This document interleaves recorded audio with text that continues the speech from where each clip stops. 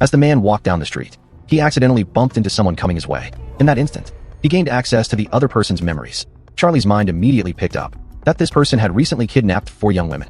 Watching the person walk further away, he stood still deep in thought for a long time. This person didn't look like a bad guy. His behavior seemed more like that of a mischievous young man. At that moment, Charlie's earpiece crackled, and his son's voice came through. Coincidentally, his son informed him that 4 cheerleaders at school had mysteriously gone missing. The police had no lead so far. Charlie, it turned out, had an unknown superpower.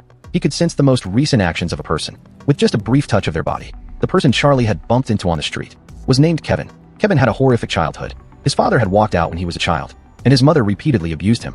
Growing up in such a tragic environment, Kevin became a schizophrenic.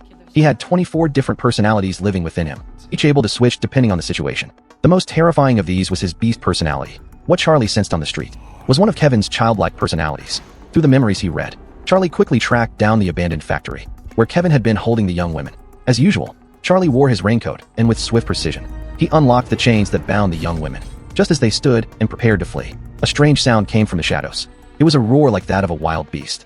Kevin had already discovered them. Kevin began to shake, violently transforming into a terrifying beast. He crawled across the roof, and soon a fierce battle broke out between him and Charlie. The 4 young women seized the opportunity and ran for their lives. They fought their way from inside to outside, and suddenly, a powerful beam of light pierced the darkness. The only weakness of Kevin's beast personality was a fear of bright light. In an instant, he lost all his fighting ability, shifting into a weak, fearful personality. Kevin begged the police not to hurt him. Charlie had planned to leave quickly, but the area was surrounded by armed police. He didn't want his true identity exposed. For years, he had served as the city's unsung hero, secretly punishing wrongdoers and protecting the innocent. But his actions of vigilante justice, operating outside the law, had long been a source of frustration for the authorities. In the end, neither Charlie nor Kevin was sent to the police station. Instead, they were both taken to a psychiatric hospital. As a child, Kevin used to hide under a narrow bed to escape his mother's abuse. She would search for him with a flashlight. That's why Kevin was terrified of bright lights.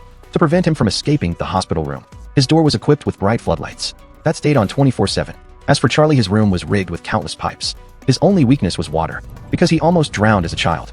Kevin, trapped in his room, felt extremely uncomfortable. Every day, he tried to think of ways to confuse the staff by switching personalities.